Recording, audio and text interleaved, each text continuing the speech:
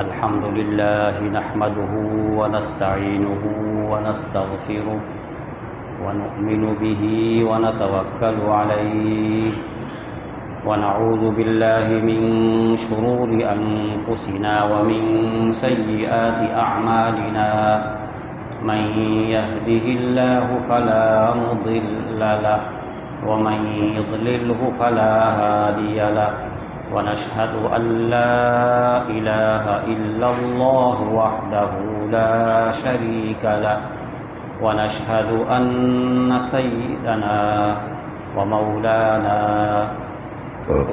محمدا عبده ورسوله أرسله بالحق بشيرا ونذيرا وصلى الله تعالى على خير خلقه سيدنا محمد وآله وسلم تسليما كثيرا كثيرا أما بعد أعوذ بالله من الشيطان الرجيم بسم الله الرحمن الرحيم يسألونك ماذا أحل لهم قل أحل لكم الطيبات وما علمتم من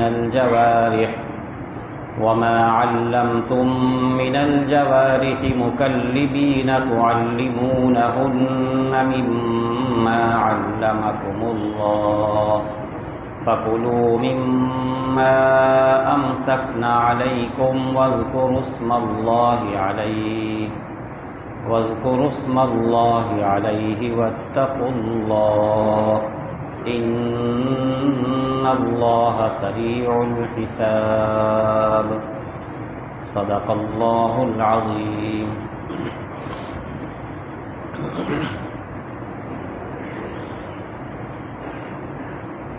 محترم حضرات،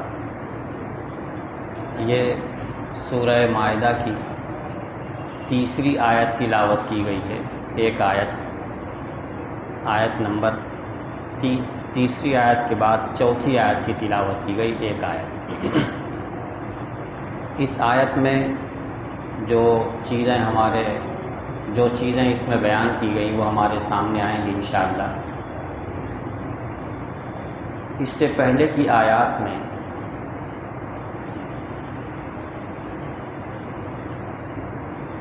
جو جانور حرام ہیں ان کا ذکر آیا تھا، تفصیل کے ساتھ آیا تھا کہ مردار حرام ہے، خون حرام ہے، خنزیر کا گوشت حرام ہے.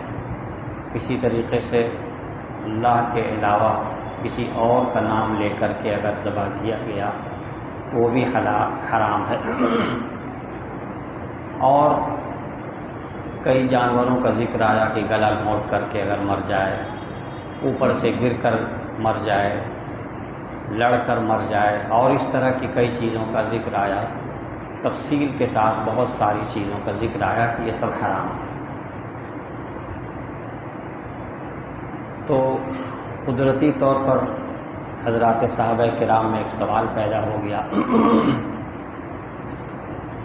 اور وہ لوگ رسول اکرم صلی اللہ علیہ وسلم کے پاس حاضر ہو کر کے انہوں نے سوال کیا، یا رسول اللہ، ہمارے لیے کیا کیا حلال ہے؟ حرام جانوروں کی، حرام چیزوں کی اتنی تفصیل آ گئی. اب ہم لوگوں کا سوال یہ ہے کہ کیا کیا چیز حلال ہے ہمارے لیے.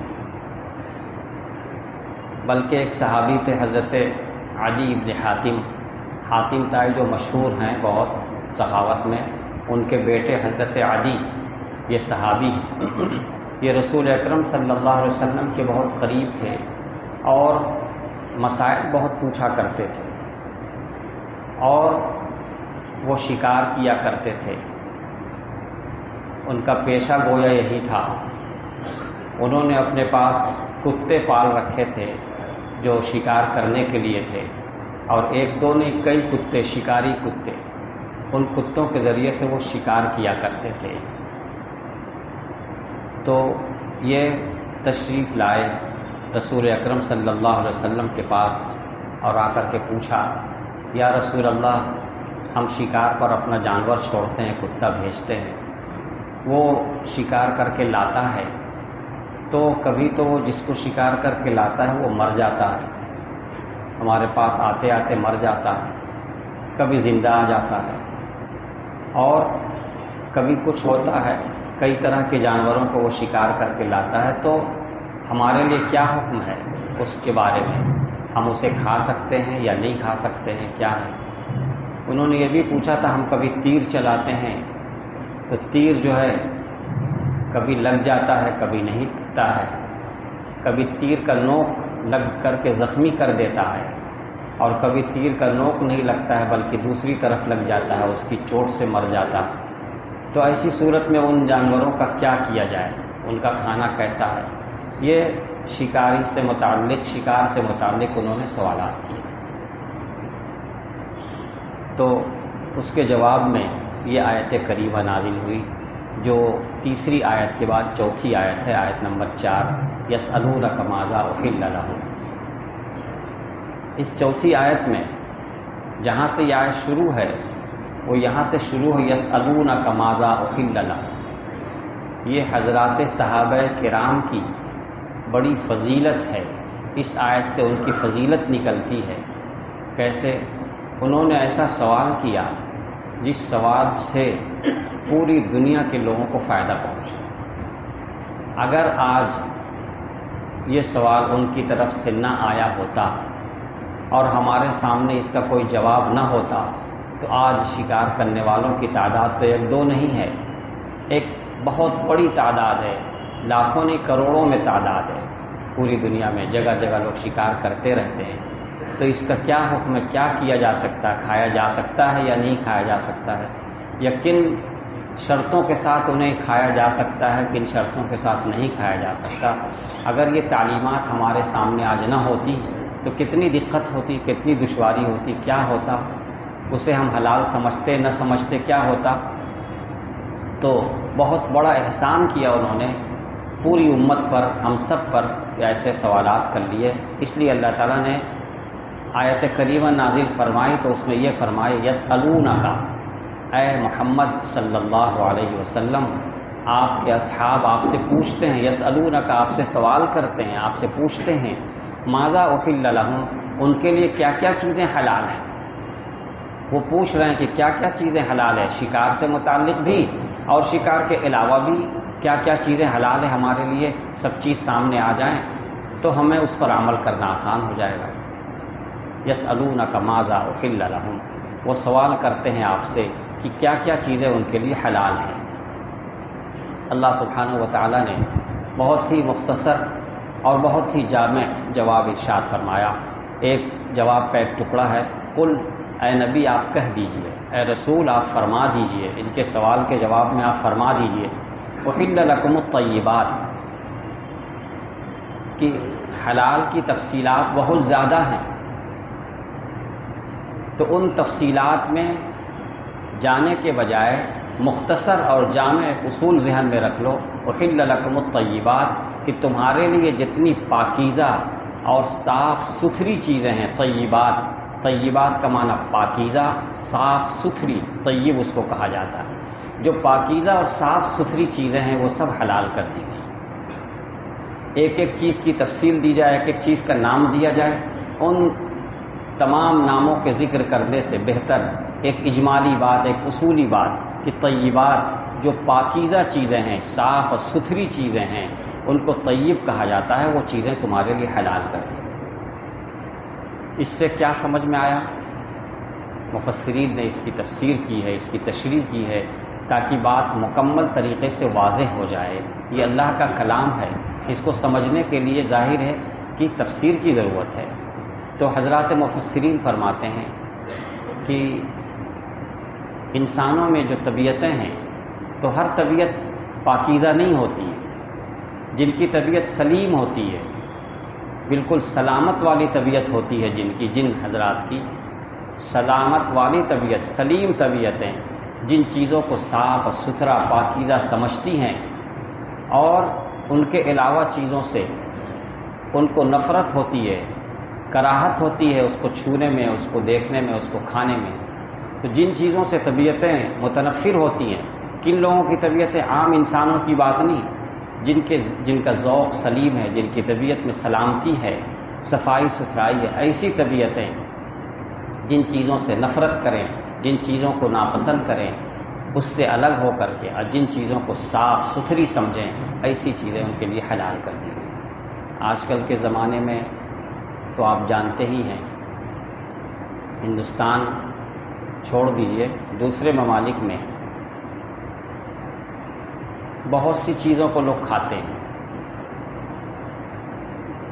خنزیر تو کھاتے ہی ہیں عیسائی اور دوسرے لوگ، اس کے علاوہ چوہا بھی کھاتے ہیں، سانپ بھی کھاتے ہیں، گرگٹ بھی کھاتے ہیں، چھپکلی بھی کھاتے ہیں، کتے بھی کھاتے ہیں، بلی بھی کھاتے ہیں۔ تو کھانے والے تو پتہ نہیں کیا کیا کھاتے ہیں، اور ان کی طبیعتیں مسخ ہو چکی ہیں، ان کی طبیعت میں سلامتی نہیں ہے، ان کی طبیعتیں بالکل مسخ ہو چکی ہیں، اس لیے وہ ان سب چیزوں کو مکروہ بھی نہیں سمجھتے، انہیں کراہت بھی نہیں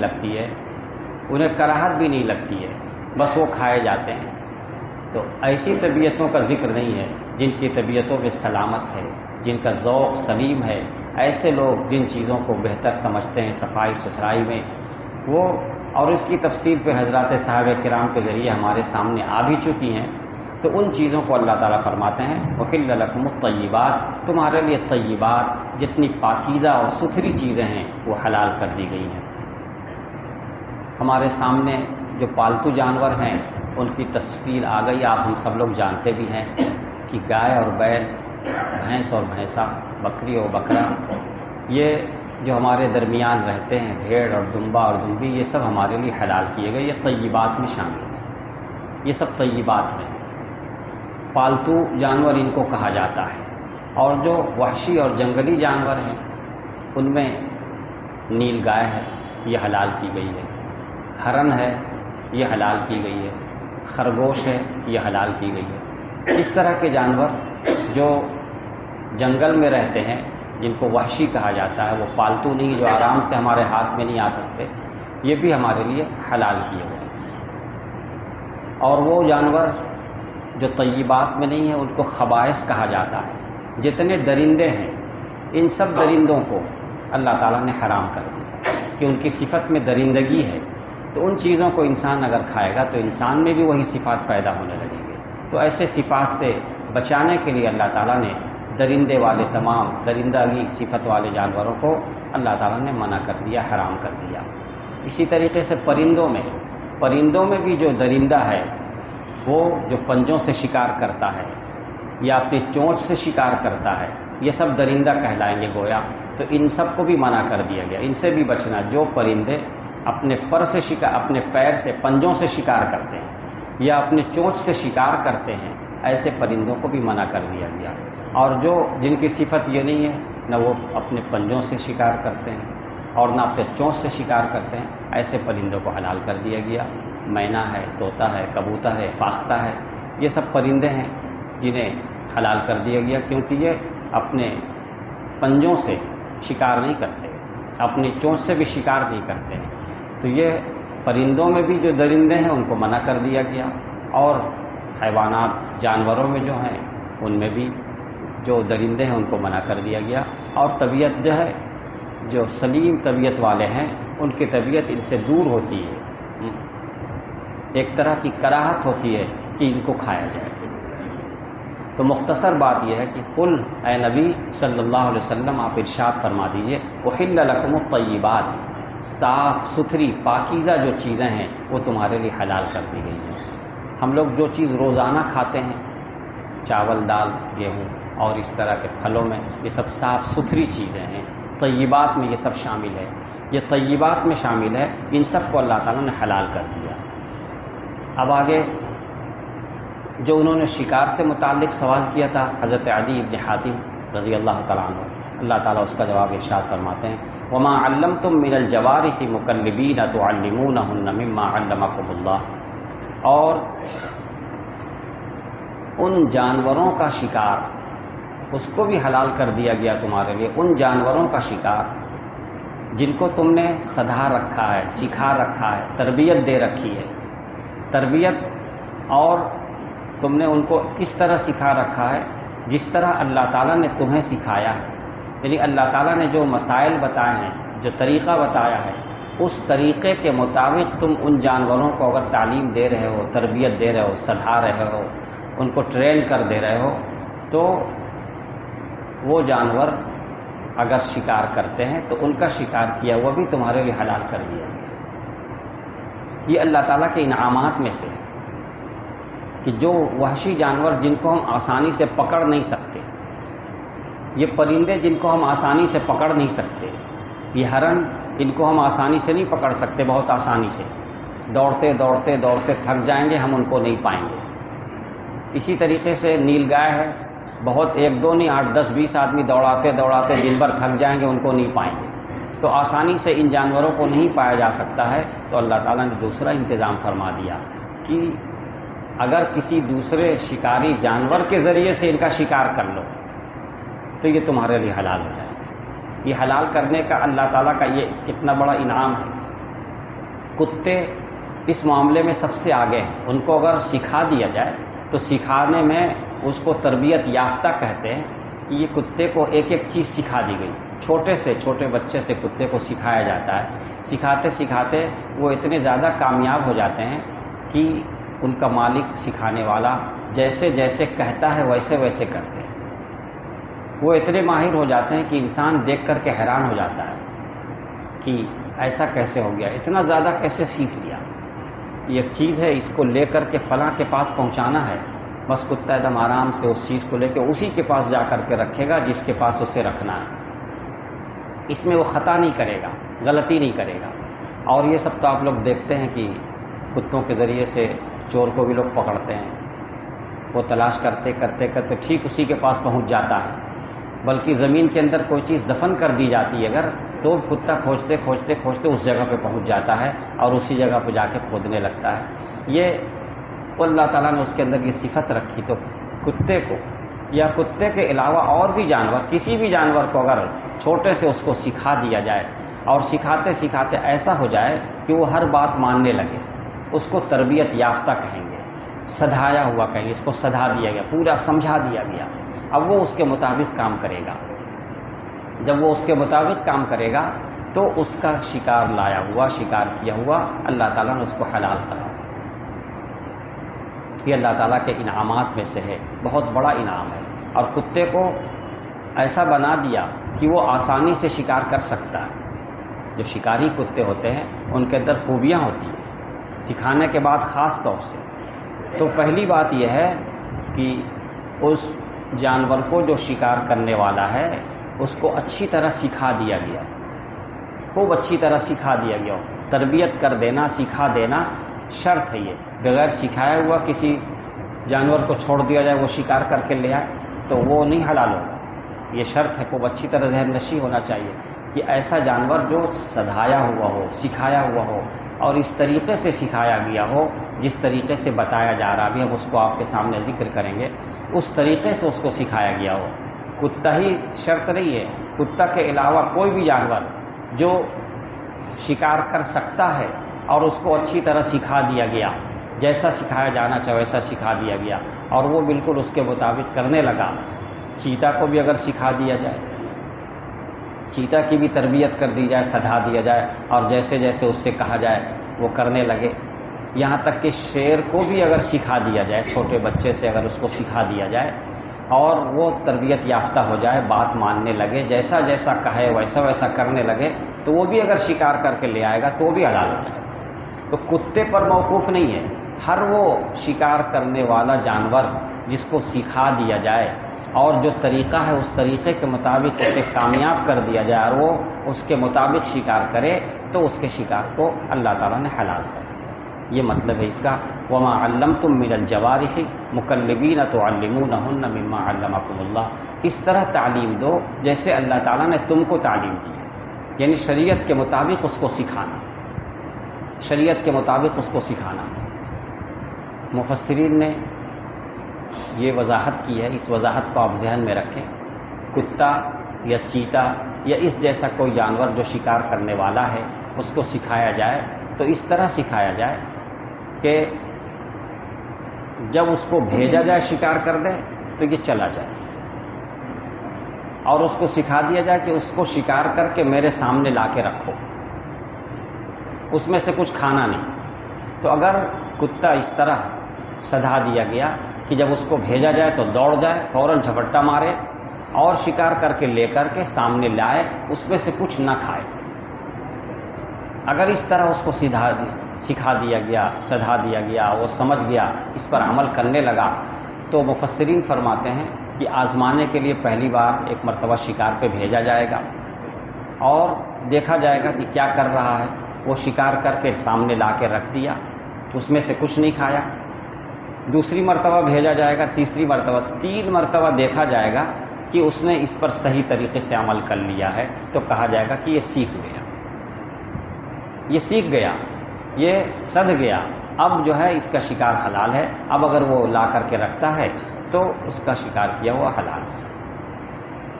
اس میں کچھ شرطیں ہیں۔ پہلی شرط تو آپ کو ہم نے سمجھا دیا کہ اس کو سکھایا گیا ہو، اس طریقے سے سکھایا گیا ہو کہ جب بھیجا جائے فوراً وہ چلا جائے اور شکار کر کے سامنے لا کے رکھ دے، خود نہ کھائے اس میں سے، ذرہ برابر بھی کچھ نہ کھائے اس میں سے، بلکہ اپنے مالک کے سامنے لا کر کے رکھ دے۔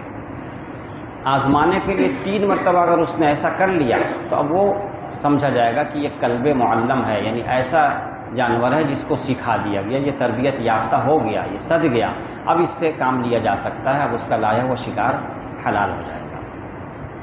تو ایسا سکھا دینا یہ شرط ہے، یہ ضروری ہے۔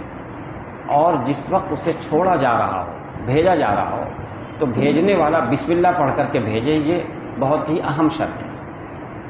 بسم اللہ کر کے بھیجے، جس طریقے سے ذبح کرنے کے وقت بسم اللہ کرنا ضروری ہے، اسی طریقے سے شکار کے ذریعے سے اگر اس کو کیا جا رہا ہے، اس کو بھیجا جائے تو بھیجنے کے وقت بسم اللہ کرنا ضروری ہے۔ تو 2 اہم باتیں آپ کے سامنے آ گئی، ایک تو یہ کہ وہ جانور سکھایا ہوا ہو، سدھایا ہوا ہو، اور اس طریقے سے سدھایا ہوا کیسا، ایسا ہونا چاہیے کہ جب اس کو بھیجا جائے تب جائے اور سامنے لا کر کے رکھ دے، اس میں سے کچھ نہ کھائے۔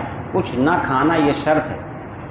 اگر وہ گیا بھیجنے پر، شکار کیا لیکن اس میں سے کچھ کھا لیا، تو مفسرین فرماتے ہیں کہ یہ اس نے تمہارے لیے نہیں کیا، وہ تو اپنے لیے کیا، لہذا یہ حلال نہیں ہوگا۔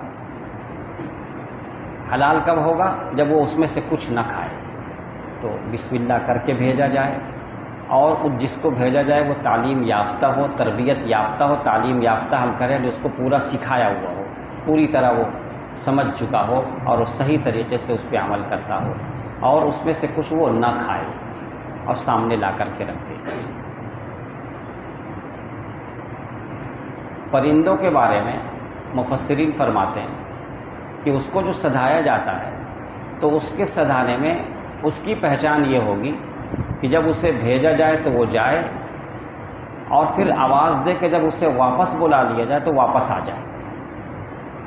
جیسے باز ہے، شاہین ہے، شکرا ہے، اس طرح کے پرندے جو شکار کرتے ہیں، ان کو اگر سکھایا جائے، سدھایا جائے تو وہ سدھ گئے ہیں کہ نہیں، تربیت یافتہ ہو گئے ہیں کہ نہیں، اس کی پہچان یہ ہے کہ جب بھیجا جائے تو وہ جائیں شکار کرنے، اور جب بلا لیا جائے تو واپس آ جائیں۔ یہاں تک کہ وہ شکار کے پیچھے دوڑ رہا ہے پرندہ، اور اتنے میں یہ آواز دے کے واپس بلا لے، وہ واپس آ جائے، تو اس کا مطلب یہ ہے کہ وہ تربیت یافتہ ہے، بات مانتا ہے، بھیجنے پہ جاتا ہے، بلانے پہ واپس آ جاتا ہے۔ تو اس کی پہچان یہ ہے۔ پرندوں میں حضرات مفسرین فقہائے کرام کی نظر کتنی گہری ہے، سوچیے آپ، پرندوں میں انہوں نے یہ شرط نہیں رکھی کہ وہ اس میں سے کچھ نہ کھائے۔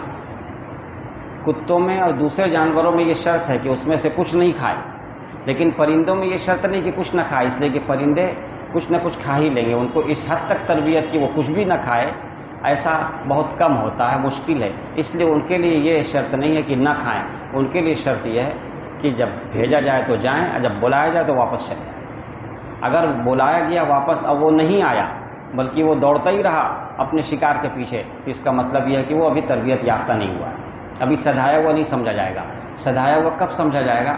بھیجنے پہ جائے، اب بلانے پہ واپس چلا ہے، اگرچہ وہ شکار کے پیچھے جا رہا، بلا لیا گیا تو واپس آ جائے۔ تو یہ 2 بنیادی باتیں حضرات فقہاء نے، مفسرین نے لکھی ہیں، یہ آپ کے ذہن میں رہنا چاہیے کہ جانوروں میں سدھایا ہوا اس کی کیا پہچان ہے اور پرندوں میں سدھایا ہوا اس کی کیا پہچان ہے. دونوں میں الگ الگ پہچان ہے. جانوروں میں یہ ہے کہ وہ اس میں سے کچھ نہ کھائے بلکہ پورے شکار کو لا کے سامنے رکھ دے. اور پرندوں میں کیا پہچان ہے سدھایا ہوا؟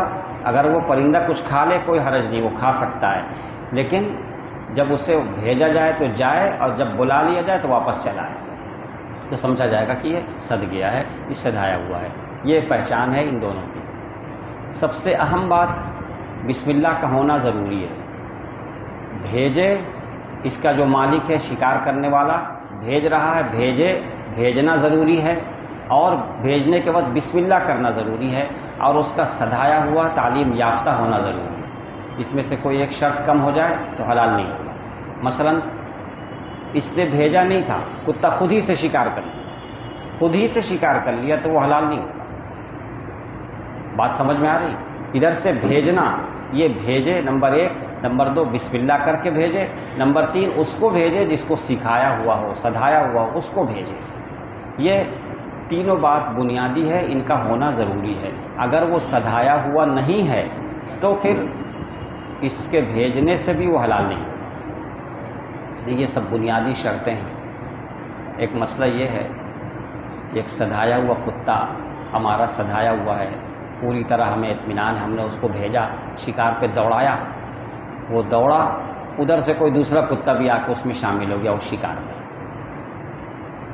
اب کیا مسئلہ ہوگا؟ اب تو بات دوسری ہو گئی. جس کو سدھایا ہوا تھا، جس کو بسم اللہ کر کے بھیجا گیا ہے، یہ بھی دوڑا اور ادھر سے کوئی دوسرا بھی آ گیا. وہ جو دوسرا تھا تو اب اس کو دیکھا جائے گا کہ وہ سدھایا ہوا تھا کہ نہیں تھا. اگر وہ سدھایا ہوا نہیں ہے اور اس کو بھی بسم اللہ کر کے نہیں بھیجا گیا ہے تب تو ظاہر ہے کہ 2 شکاری کتے اس پہ دوڑ گئے. اب تو یہ کہنا مشکل ہے کہ وہ کس کی وجہ سے، اس سے زخمی ہوا ہے کہ اس سے زخمی ہوا ہے، لہذا اس جانور کو کہا جائے گا کہ حلال نہیں. بات سمجھ میں آ رہی ہے؟ یہ سب تفصیل کے ساتھ مفسرین نے ایک ایک چیز کو اس آیت کے تحت میں لکھا ہے. چونکہ اللہ تعالیٰ فرما رہے ہیں کہ سدھایا ہوا ہو، بسم اللہ کر کے اس پہ بھیجا گیا ہو، یہ سب شرطیں ہیں، لہذا ان شرطوں میں سے کوئی ایک چیز کی کمی ہو جائے گی تو پھر وہ حلال نہیں رہ جائے گا. اس لیے اس کو واضح طور پہ جاننا، صحیح طریقے سے سمجھنا بہت ضروری ہے. اس میں اور ایک وضاحت کر دیں، یہ اہم بات ہے اور اس کو ذہن میں رکھنا ضروری ہے کہ جب وہ شکار کر کے لے کر کے آ گیا ہمارے سامنے، بھیجنے والے کے سامنے، تو لانے کے بعد سب سے پہلے وہ دیکھے گا کہ جس کو شکار کر کے لایا ہے وہ زندہ ہے کہ نہیں. اگر وہ زندہ ہے اور اسے ذبح کیا جا سکتا ہے تو فوراً ذبح کر دے. کتے کو بھیجا، وہ ہرن کو پکڑ کر کے لے آیا شکار کر کے، تو لاتے ہی سب سے پہلے کیا دیکھا جائے گا؟ زندہ ہے یا نہیں. زندہ ہے تو فوراً اسے ذبح کر دے. اب تو اس کے حلال ہونے میں کوئی شبہ ہی نہیں ہے، سب لوگ اس کو جانتے ہیں. لیکن ہم جو بات آپ کو بتانا چاہتے ہیں اس آیت کی روشنی میں، وہ بات یہ ہے کہ اگر بسم اللہ کر کے بھیجا، سدھائے ہوئے جانور کو بھیجا بسم اللہ کر کے، اور اس طریقے سے جو ہم نے بتایا اس طریقے سے سدھائے ہوئے جانور کو بھیجا، اور اس نے شکار کیا، اس طریقے سے شکار کیا کہ زخم لگا دیا، کہیں سے خون نکلنے لگا، کہیں سے بھی جسم کے کسی بھی حصے سے ایسا زخم لگایا کتے نے یا چیتے نے کہ وہاں سے خون نکلنے لگا اور یہاں لاتے لاتے وہ مر گیا. جس نے بھیجا تھا اس کے سامنے آتے آتے مر گیا. تو چونکہ یہ بسم اللہ کر کے بھیجا گیا تھا، سدھائے ہوئے جانور کے ذریعے بھیجا گیا تھا اور اس نے زخمی بھی کر دیا ہے، لہٰذا اللہ تعالیٰ کا انعام یہ ہے کہ بغیر ذبح کیے ہوئے وہ حلال ہے. اب اس میں ذبح کرنا شرط نہیں ہے، بسم اللہ کے ذریعے ہی سے کام ہوا ہے، اللہ تعالیٰ نے اس کو حلال فرما دیا. اس آیت کی سب سے خاص بات یہ ہے جو آپ کے ذہن میں رہنا چاہیے کہ یہ کہا جا رہا ہے کہ ہمارے سامنے کوئی بکری ہو، کوئی گائے ہو تو ہم بسم اللہ کر کے ذبح کرتے ہیں اور چھری ہمارے پاس ہوتی ہے، تو بس ایسے ہی سمجھ لیں کہ یہ شکار کو جس کو سدھا دیا گیا ہے یہ چھری کے قائم مقام ہے. یہ چھری کے قائم مقام ہے. جب سدھا دیا گیا، ہم بسم اللہ کر کے اسے بھیج رہے ہیں اور اس نے جا کر کے زخمی کر دیا اس کو اور ہمارے تک آتے آتے وہ زندہ نہیں رہا تو وہ حلال ہے ذبح کیے بغیر. یہ بسم اللہ کر کے بھیجنا، سدھایا ہوا ہونا، زخمی کر دینا، یہ سب کی وجہ سے اللہ تعالیٰ نے اس کو حلال کر دیا. یہ اللہ تعالیٰ کا کتنا بڑا انعام ہے. اگر ہمیشہ یہی شرط ہوتی کہ پہلے سامنے آئے اس کو ذبح کیا جائے تو کتنے جانور تو مر جاتے ہیں دہشت سے، شکاری کے دہشت سے مر جاتے ہیں، اور تو پھر مشکل ہی ہو جاتا، شکار کرنے کی ساری محنت بھی ہوتی اور وہ حلال بھی نہ ہو پاتا، بہت مشکل ہو جاتی۔ اللہ تعالیٰ کے انعامات کو سمجھنا چاہیے، کتنا احسان ہے اللہ تعالیٰ کا کہ اللہ تعالیٰ نے اپنے بندوں پہ کتنا احسان کیا، کتنی آسانیاں کر دی۔ تو اب ان شرطوں کو ذہن میں رکھنا چاہیے۔ مفسرین نے یہاں پہ ایک بات اور لکھی ہے، آپ کو بھی سن کے خوشی ہوگی۔ جس کتے کو سکھا دیا گیا، اس کو بسم اللہ کر کے بھیجا گیا، وہ اگر پکڑ کے لاتا ہے اور ہمیں ذبح بھی نہیں کرنا پڑتا، وہ جانور حلال ہے۔ لیکن اگر کوئی کتا ایسا جس کو سکھایا نہیں گیا تھا، اس کو سدھایا نہیں گیا، بغیر وہ جانور گیا، وہ شکار کر کے لے آیا اتفاق سے، تو وہ حلال نہیں۔ تو سدھایا ہوا اور بغیر سدھایا ہوا فرق ہے۔ تو مفسرین لکھتے ہیں اس سے تعلیم کی اہمیت کا پتہ چلتا ہے کہ اس کتے کو بھی فضیلت مل جاتی ہے جو علم حاصل کر لے، جو تربیت حاصل کر لے، جو سمجھ جائے اس چیز کو، تو اس کتے کو یہ فضیلت حاصل ہے کہ اس کا شکار کیا ہوا بغیر ہمارے ذبح کیے ہوئے حلال ہے۔ تو اس کی اہمیت سمجھ میں آ رہی ہے۔ جب اس کی اہمیت اس طریقے سے سمجھ میں آ رہی ہے تو اس سے آپ سمجھ سکتے ہیں کہ اگر کسی انسان کو سکھا دیا جائے، اس کی تعلیم پہ محنت کر لی جائے اور یہ تعلیم حاصل کر لے اچھی طرح، یہ بھی تربیت یافتہ ہو جائے، تو اس کو کتنی فضیلت حاصل ہو جائے۔ جب ایک کتے کو یہ فضیلت مل سکتی ہے اس کے اس تربیت یافتہ ہونے کی وجہ سے، تو اس آیت میں جو اللہ سبحانہ و تعالی ہمارے لیے ارشاد فرما رہے ہیں، اس میں بڑا انعام ہے، اور حضرات صحابہ کرام کا بھی احسان ہے کہ انہوں نے سوالات کر کے ان چیزوں کو ہمارے سامنے لا دیا۔ خاص طور سے حضرت عدی بن حاتم رضی اللہ تعالیٰ عنہ، جن کا یہ پیشہ تھا، وہ شکار کیا کرتے تھے، آ کر کے ایک ایک چیز پوچھتے تھے، آپ صلی اللہ علیہ وسلم ان کے سامنے ایک ایک چیز کو بتاتے تھے۔ آپ نے ان کو بتایا کہ تم اگر کسی پرندے کا شکار کرو اور وہ شکار کو تیر لگا اور وہ گر گیا پانی میں، اگر پانی میں گر گیا اور مر گیا تو آپ صلی اللہ علیہ وسلم نے فرمایا اس کو مت کھاؤ، اس لیے کہ اب تو ہم یہ سمجھیں گے کہ ڈوب کر مرا، ڈوبنے کی وجہ سے مرا۔ تو ڈوبنے کی وجہ سے کوئی جانور مر جائے تو وہ تو حلال نہیں ہوتا ہے۔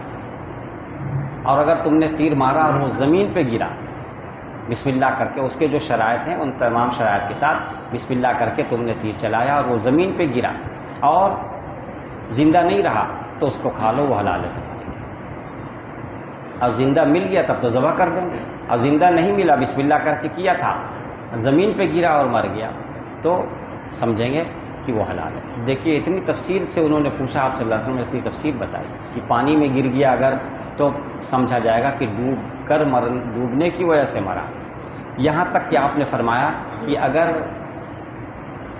تم نے تیر چلایا، شکار کو لگا اور وہ کہاں گرا تمہیں مل نہیں رہا، یا تم نے بسم اللہ کر کے کتے کو بھیجا اور اس نے شکار کیا لیکن وہ کہاں گیا مل نہیں رہا ہے، تم تلاش کر رہے ہو، تلاش کرتے کرتے کرتے کرتے صبح سے شام ہو گئی، شام کو تمہیں ملا، اب تم دیکھو کہ اس میں تمہارے تیر کا نشان کے علاوہ اور کوئی نشان ہے، اگر تمہارے تیر کے نشان کے علاوہ کوئی اور نشان نہیں ہے تو سمجھو کہ تمہارے ہی تیر سے یہ مرا ہے اور کوئی دوسری بات نہیں، تب تم اس کو کھا لو۔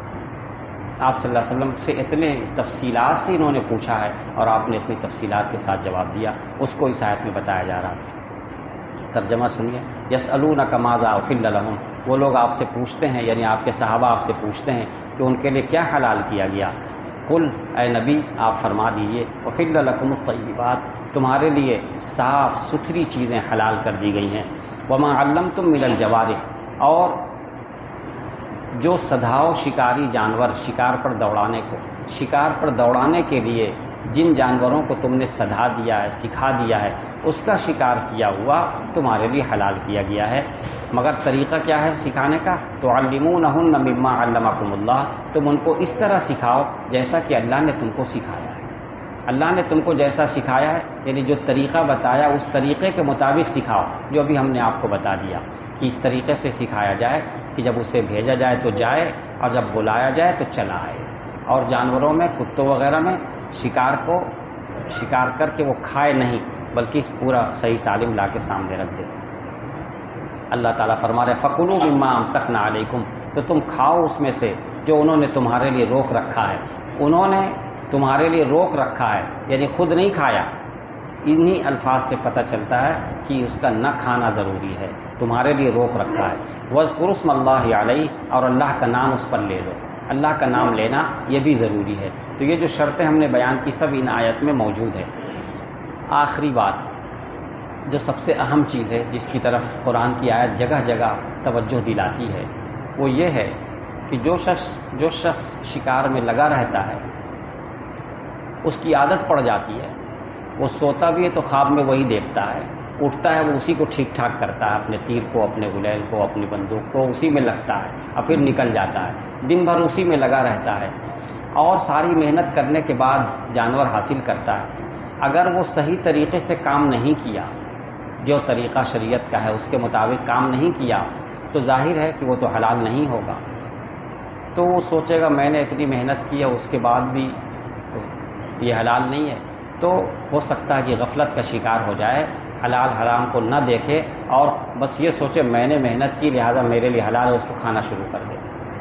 تو ایسا نہیں ہے. ایسے موقع پہ وہاں پہ کون ہے جو اس کو سکھائے، جو اس کو سمجھائے؟ سوچتا ہے کہ کون دیکھتا ہے، تو اللہ تعالیٰ کا یہ لفظ ہے واتقوا اللہ، اللہ سے ڈر پیدا کرنا. اس آیت کا آخری حصہ جو واتقوا اللہ، اللہ کا ڈر پیدا کر لو. اگر اللہ کا ڈر پیدا ہو گیا، تقویٰ پیدا ہو گیا تو ہر چیز آسان ہو جائے گی. جہاں اس کو نظر آ جائے گا کہ نہیں شریعت کے خلاف ہو رہا، فوراً چھوڑ دے گا، بچ جائے گا، رک جائے گا.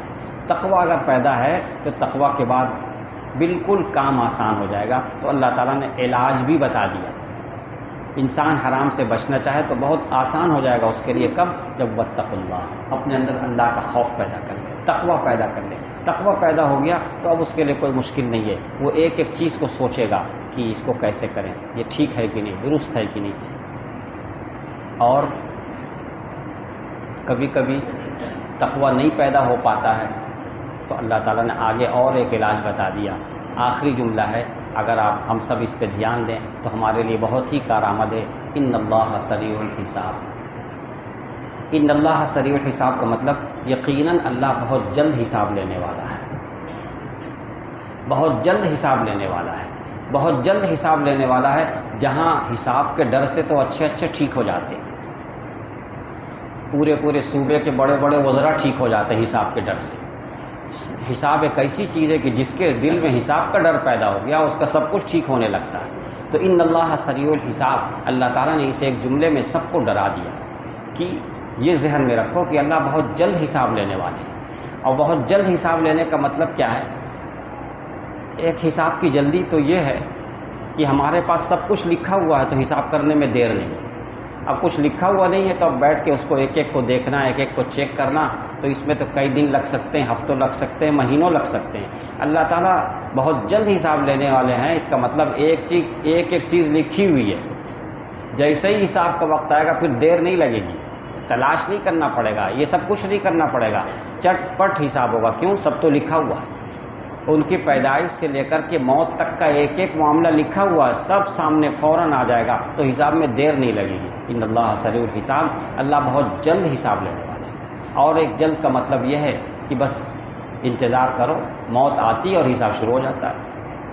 بہت جلد حساب. ان اللہ سریع الحساب، یقیناً اللہ بہت جلد حساب لینے والے ہیں. اس ایک جملے نے، اگر اس جملے کا استحضار ہو جائے ہم لوگوں کو، اس کا مراقبہ ہم کر لیں، تب تو پھر ہر کام میں بالکل ہم صحیح رہیں گے. ابھی حساب دینا، اللہ حساب لینے والے ہیں، بہت جلد حساب لینے والے ہیں. تو یہ آیت کریمہ یہ ہمارے لیے انعامات میں سے ہے اللہ تعالیٰ کا.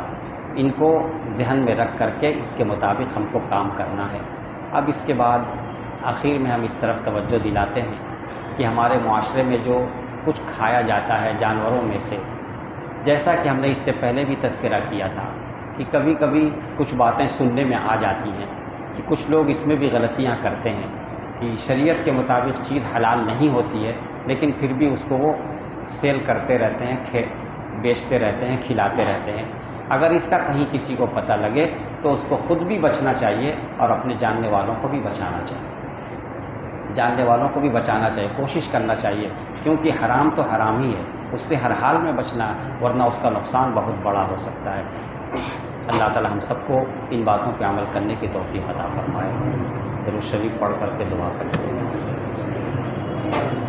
جو حاجی حج کے لیے جا رہے ہیں پوری دنیا سے، ان سب کی آسانی کے لیے بھی دعا کریں کہ ان سب کو آسانی وہاں میسر ہو اور اللہ تعالیٰ ان کی دعائیں قبول فرمائیں پوری دنیا والوں کے لیے۔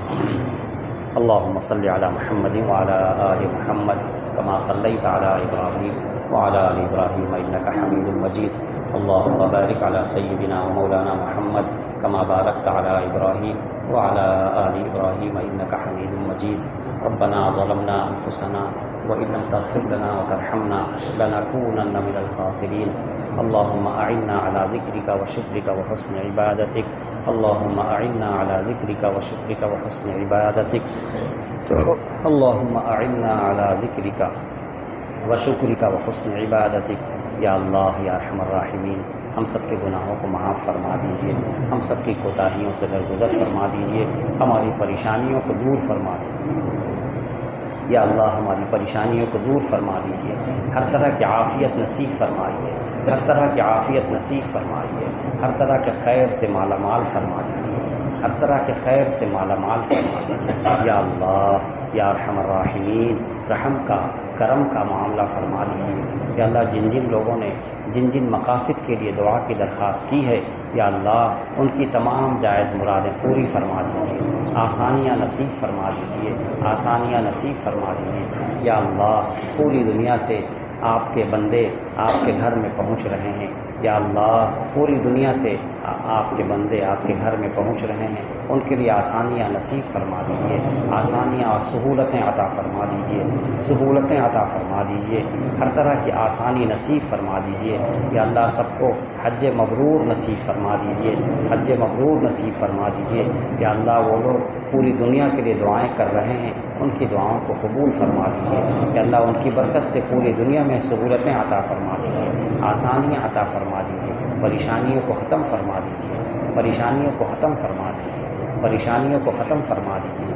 یا اللہ یا ارحم الراحمین، صالح اقتدار نصیب فرمائیے، صالح اقتدار نصیب فرمائیے، صالح اقتدار نصیب فرمائیے۔